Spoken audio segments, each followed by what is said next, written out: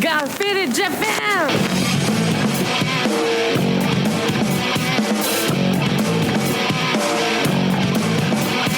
Yeah, all the time I'm in on business. I'm all about my business, but I ain't got no briefcase. Yeah, all I got's some whiskey. Open now the whiskey, bring it to you. Yeah, I'm leaning up against the door, and my feet are to the floor, and my mess I long ago. Yeah, I've been in before. I'm a broken man, needing remedial lands. I'm all about my business. Let me love you till the morning. Let me love you till the morning, yeah. What's up, faders? Welcome to yet another action-packed episode of Got Fitted Japan, and I am your host, Johnny. And as you fine folks know, Got Fitted Japan is about two dudes, booze, Japan, and the news. And this is episode number 726. And faders, this is a very special episode because we're here in Tokyo at Gallery Conceal Shibuya for Tokyo Art Tank Volume 10. And faders, it is my great pleasure to introduce to the show the man, the myth, the legend, John Gebbia. John Gebbia, Peace. welcome to Got Fitted Japan. Thank you so much for being here today. This is my pleasure to be here. And this is actually not your first time on Got Fitted Japan. This is like your third time? Fourth time? I don't know. A few times I've been on, and I've been out here to Tokyo 13 times, so who can count anymore, you know? Well, you just did. That was 13. So anyway. I don't know if it is. Might be 14, might be 12, but, you know, it Really? all starts to bleed together. You know, I think coming to Japan anytime over 10 times is pretty much like, Does that make me, together. not so much of a tourist anymore? You're not a tourist. I'm less of a tourist. You're not a tourist. I don't look like a complete douche when I'm walking down the street. Well, you know? not all I tourists kinda look know. like Well, douches, no.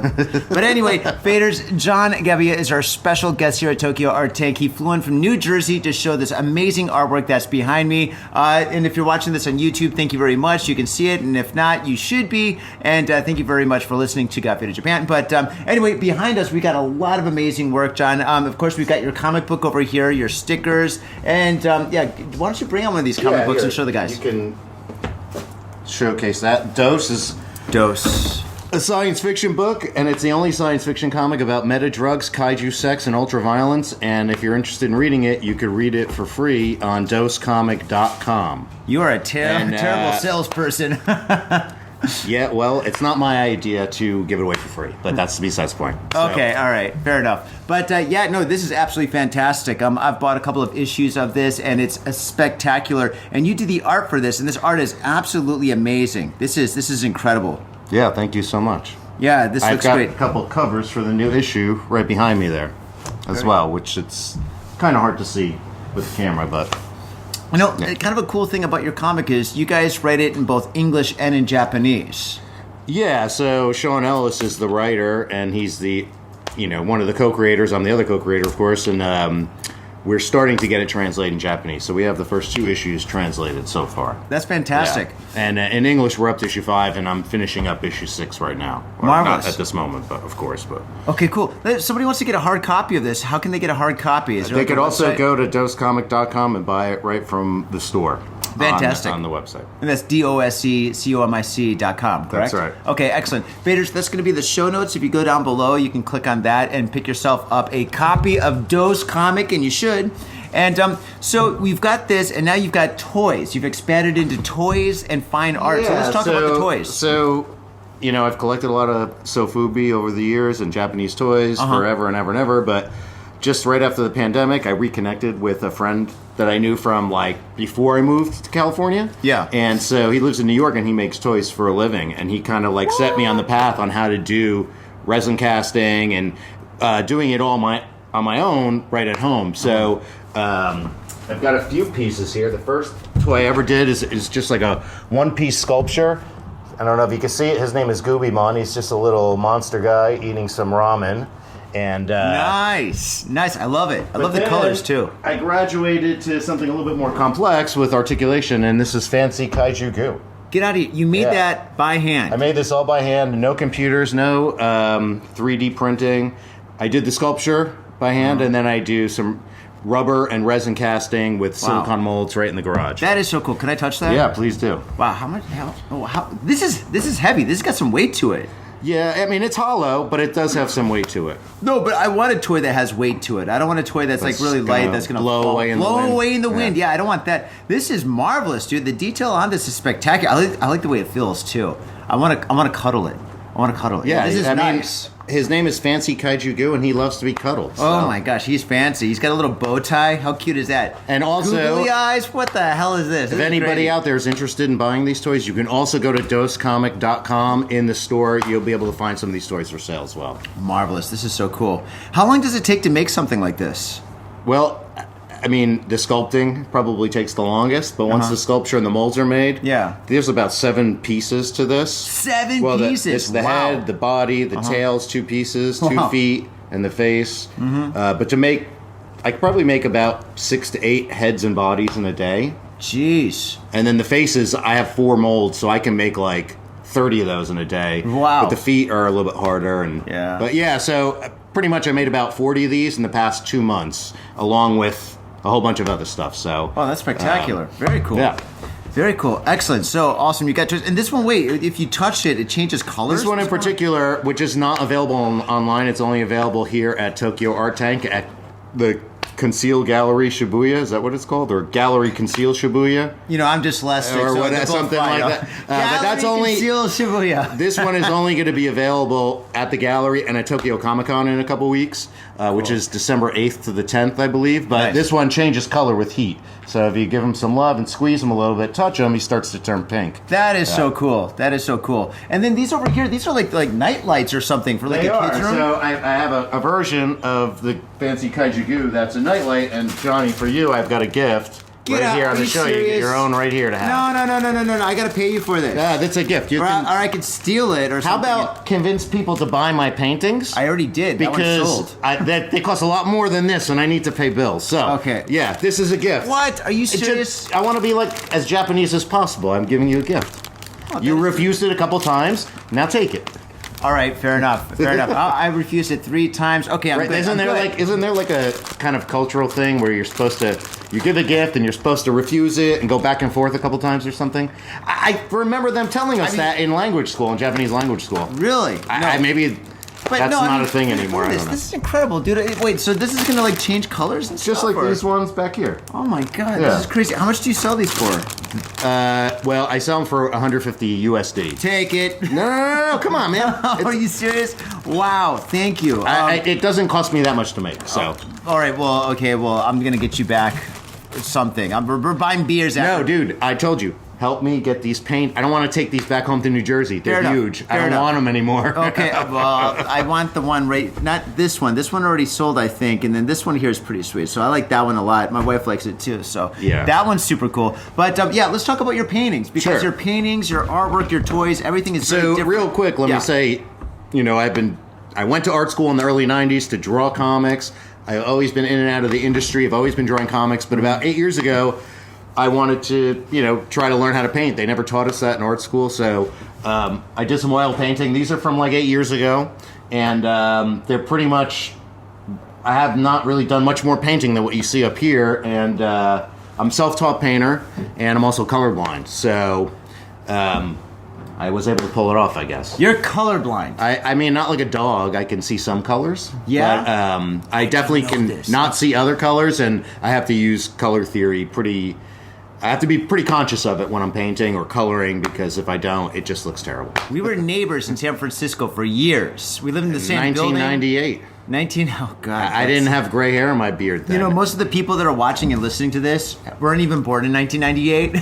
But anyway, don't pull some ageist shit on the people on the who cares if they're young against or not? Myself. Holy smokes! Yeah, I told you about my doctor. What he said about my insides. But you have a baby face, Yeah, baby face. Yeah, that only 40-year-old baby face. Okay, all right, there we go. But anyway, so we were neighbors, and your apartment was like completely full of colors. You were working for a slave labor graphic. No, you were working. Well, my first professional job in the comic book industry was with slave labor graphics, doing a comic book called Gloom Cookie, which was not particularly the style of comics I personally enjoy, but it was a great experience nonetheless.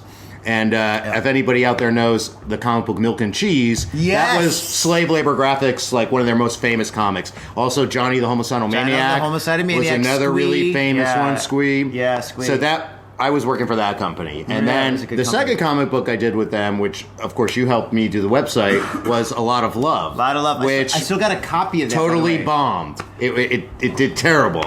But, I mean, you know, Bring it what back. can you do? You got to try, right? So... Can somebody still get that somewhere? I mean, that You was get a on great eBay comic. for sure. That's for sure. Definitely. I don't think slave labor graphics is even around anymore.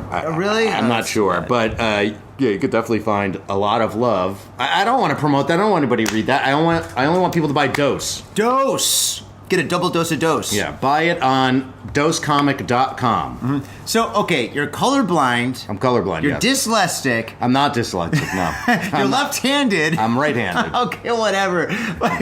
But you make these amazing paintings Yeah, up here. yeah. Thank you. So, but the thing is, all right, if you're colorblind, how do you get these colors to look so sharp and vivid? I mean, that's spectacular. You know, again, like I said, I rely heavily on color theory. And, I mean, these are a little bit more complicated. Yeah. But when I do, like, the comic book coloring, basically, I'm using primary, you know, kind of complementary colors and then a secondary color. So it's really like looking at the color wheel. I don't really look at it anymore, but I kind of know what's on one side of the color wheel and what's on the other. And then the secondary color would be like something next to one of those primary colors on the color wheel. I think. I don't really know, but somehow I figured it out. I don't know. I believe me, there's a lot of stuff you don't see up here that were totally fucked up and got trashed because it was just terrible. So, you know, but we don't need to worry about those. No, every artist has their projects that aren't 100% perfect. Sure. But I think these colors are extremely amazing. I can think even they're very bring- emotional. These are small, so I Yeah. can actually hold Yeah, let's take that up. one close. It doesn't look half as good. No, that looks great. What are you talking Well, about? I'm saying it looks a lot better in person, you know, but anyways. Looks very cool. What do you use for varnish? Varnish? Yeah. Like a top coat or whatever? Top coat, really? Yeah. I mean, well, these are... Oh, this is probably... I don't remember what the medium I used with the oil. Probably linseed This oil. is nerd or, talk, by the way. Art nerd stuff. But really, I think the varnish on that is spectacular. It's really it's not, great. It's not a varnish. It's a... I mean, I know what you're saying. It's like some kind of oil. I don't remember. I don't remember. It's a gloss. Yeah, it's just varnish. Let's just leave it at that. It's a varnish. It's shiny. But also up here, you made these with Now, oil paints and so also these wax. big ones right here, Yeah. I paint a little bit differently, and the medium I used with these oil paints were wax. Yeah, so it's a type of wax that you buy at the art store, and it creates a matte finish. Yeah. But not only that, Yeah, I was thinking about that, yeah. it makes the paint real thick, and you can do what they call impasto marks, which is basically the three-dimensional brush strokes within the paint. So Yeah. you can't see it, with the camera, but if you were to look at it closely, you could see all those brush strokes and stuff in there. It looks really cool. Really Yeah, cool. thank you. Yeah, wow. And all right, stupid question. All right, these paintings are a little bit old, but how long did it take for you to make, let's just say, that one over there? That looks just like me. This one? Again, like, it's hard to tell, but because I would be working for a couple weeks at my job, then off and on and off because I was freelance. Yeah. I don't know, like, in hours, maybe, I don't know, a week? If I worked on it 8 hours a day, I'm not really sure. I don't remember. I gotta Okay. be honest with you. Cool. But Good like answer. these small ones right Yeah. here, which was like the last time I did oil paintings, I had about 10 other ones. So I had about 12 paintings I did about this size within a week. Within a week. God, Yeah. man, that's fantastic. Do you do, these are beautiful. These are really beautiful. Do you do commissions? Of course I do. I'm an artist, which means I'm a whore, and I'll draw anything for money anytime. That's right, kids. He's a whore. Right? A dirty whore. If you're the type of artist that won't sell anything and overprices it because you want to get rid of it, you're not an artist. An artist is a whore and will do anything artistically for money. That's my opinion, anyways. And that's a show. I'm an art whore. Thank you so much. This is absolutely spectacular, and I know you're running out of time and stuff because people are going to come in. We're going to have to socialize. Oh yeah, But, I gotta get ready to sell all this shit. yeah, we're going to sell all these tonight. But better. what do you think about Tokyo Art Tank? What is your opinion of this show? I'm really impressed, especially I think last year when we were talking about this, like, I was pretty happy for you, happy for you that, like, not only you're just doing your art, that you're actually creating an art community, and you're, I think one of your strong points is promoting and getting people to kind of gather to this stuff. And like you said, the first ones were real small. Now you've got lines coming out the door. You even have to hire a bouncer or security at this neck this one hired the because there's going to be so military. many people here on Saturday. So We got the Marines. it's really awesome that you're growing as an artist and like kind of creating this community, and seems like a pretty cool place to sell art and to kind of just hang around and have a good time. You, man. Thank that, dude. That's really nice. Thank you so much. Yeah. All right, John. Thank you so much for being on the show. Yeah, man, of course. I'm Thanks, really man. happy to be here. You All know? right, let's get drunk. Peace. All right, peace. Yo, faders, the holiday season is slowly creeping up, and there's only one way to stay ahead of present panic, and that's by shopping for the holidays early. This year, don't stress about finding something cool for your friends, family, and or significant other. Get something special and unique by commissioning an original popsicle painting from yours truly, or by purchasing a masterpiece from the Spilt Inks website. Yo, that's right. Look down in Got Faded Japan's episode notes and click on the Spilt Inks website link and take a look around and find something exciting. So this year, forget about the holiday rush, forget about stress, and forget about stressing on getting a cool present for that special person. This year, take care of yourself.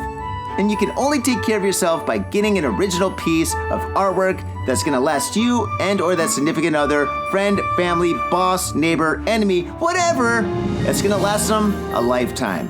All right, Saito-san, cut off the Christmas music. It's not even December yet. Are you at Harajuku with some out-of-town friends or your family or significant others? Yeah! Do you want to chill and drink beer and eat sandwiches while your friends overpay for glitter unicorn socks? Yeah! And the flavor's gonna make you complete at Harry's Sandwich Company. So come on down to Harry's Sandwich Company in the heart of Harajuku, right off Takeshita Street. See you there! Mitsuya Liquors. Yo, what's up, faders? If you're in Asia, if you're in Japan, if you're in Tokyo, if you're in Asagaya, you better get down to Mitsuya Liquors. That's right, for the most affordable prices in Japan, you can get over 300 different kinds of beer. That's right, over 300 different kinds of beer. And of course, they got all the shochu you need, all the sake you need, and of course, they got wine from California to Italy to France to New Zealand. They got it all.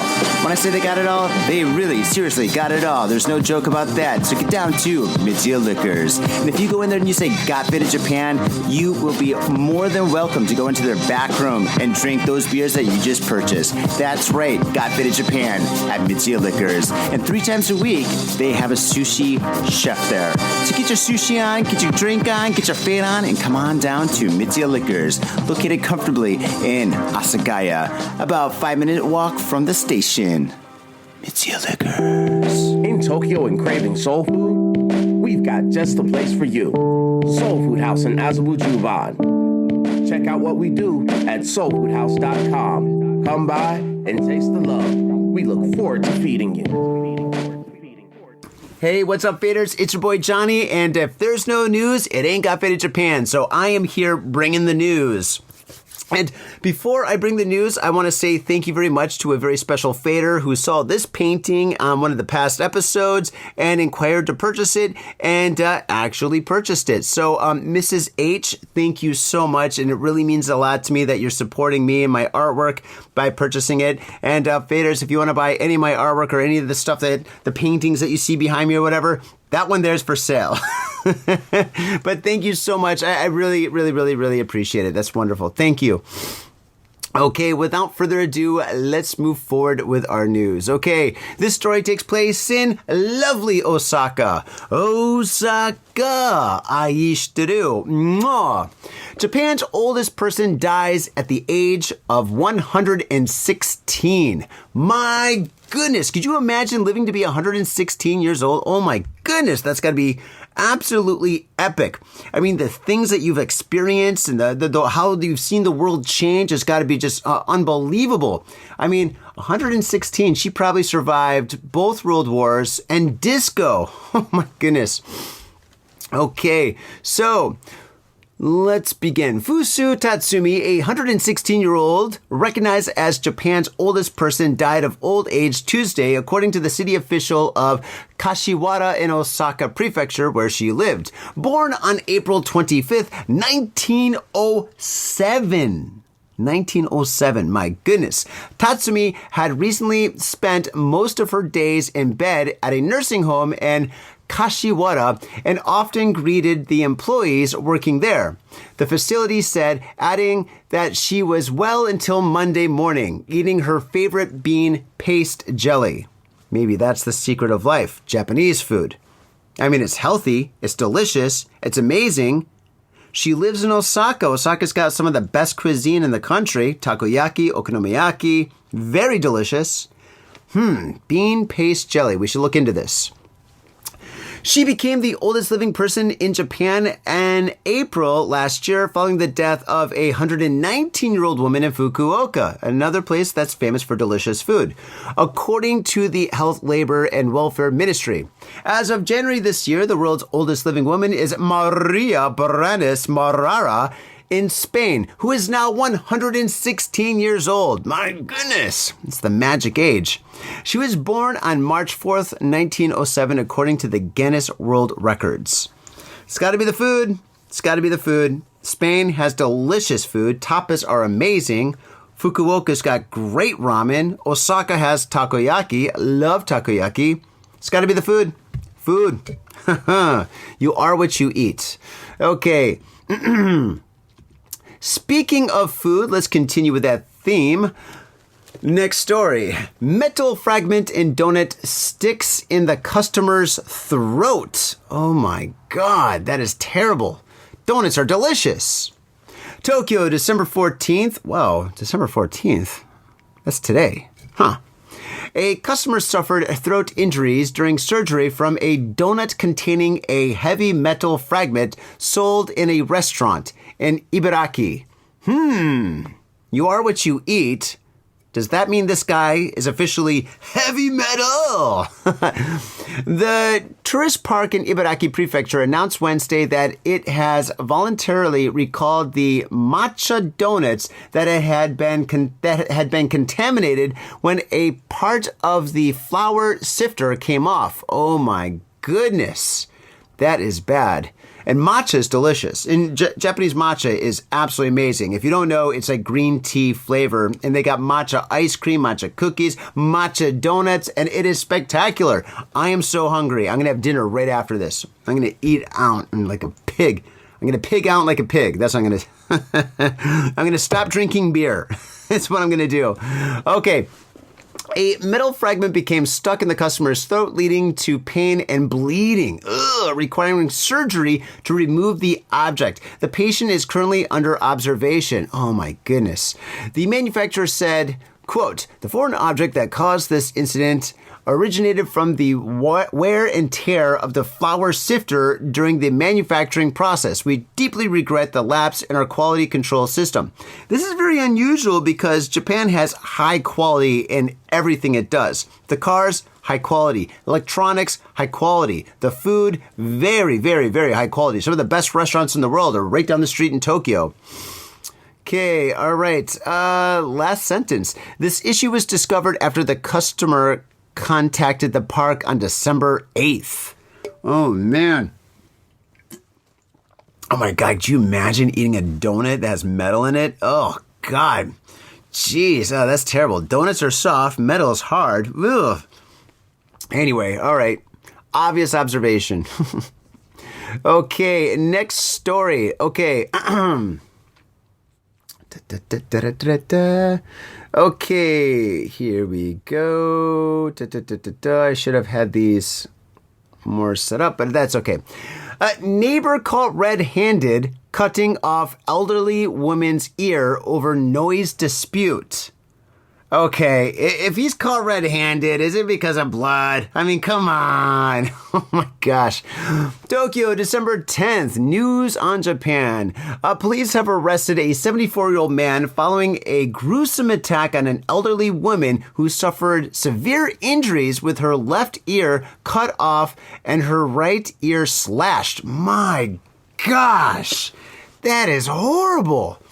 At around 11 p.m. on Friday night, an emergency call was made reporting a woman crying for help in an apartment in Nishikoya, Edogawa Ward in Tokyo. When police officers arrived at the scene, they found an elderly woman in her 80s bleeding from both ears. Oh my goodness, that is horrible. Police questioned a man nearby who admitted to breaking into the woman's apartment and slashing both her ears. Oh my God, how do you even do that? Wow. That's terrible. The man was arrested on the spot for assaulting the woman with a knife, causing injury. The woman's left ear was severed and her right ear was badly cut, but she remained conscious. About half a year ago, he started complaining about the noise of the neighbor, the sound of the bath, and kept complaining every time, said the source. The police are continuing their investigation. Oh my gosh, that's the end of the story? Oh my God, because she's taking a bath? I don't know. So if she's elderly, she doesn't have a job, she's probably taking a bath in the middle of the night or something, pissing this guy off or whatever, but geez Louise. Usually people complain about like noise from music. Wouldn't it be crazy if she was like a guitar player and she's just playing like Slayer every single night and the guy's like, I can't take it. Sounds like something from a Twisted Sister video. We're not gonna take it. No, we ain't gonna take it. Oh my gosh. But, oh my God, he was caught red-handed. That is funny. That is funny. Oh my gosh. I don't know who translates these articles, but I swear to God, sometimes, all right, they're often written kind of weird, or like the grammar is kind of like off, and sometimes they are pretty witty, and I'm going to give it to which news? This is newsonjapan.com. Newsonjapan.com. You're pretty funny. All right, faders, thank you very much for tuning into this very special episode of Got Faded Japan. I'm your host, Johnny. If you want to support the show, I've got paintings behind me. You can buy it, well, not this one, not Neo New York, but this one over here, Neo Tokyo, that's available. I also have Neo Berlin. Go to my website. It's down in the show notes. Check it out and stuff. You can support me there, but if you want to support the show, go to iTunes, give us a 5-star review, write something groovy if you can. We are on YouTube, obviously. Subscribe, tell a friend. We're actually all over the internet, so just type in Got Faded Japan and support us. That'd be absolutely fantastic. And, we will see you on the flip side. Thank you very much, and peace! Woo! My little brother, a goddamn shit-sucking vampire. Oh, you wait till Mom finds out, buddy. I've got a government job to abuse and a lonely wife to fuck. As far back as I can remember, I always wanted to be a gangster. God, the pressure! I can't take it! I can't take it! I can't stand to it! You sure excuse me? We're going drinking! Yeah. We came, we saw, we kicked his ass! Your move, creep. Oh, man. I will never forgive your ass for this shit. This is some fucked up repugnant shit. Fuck it, dude. Let's go bold.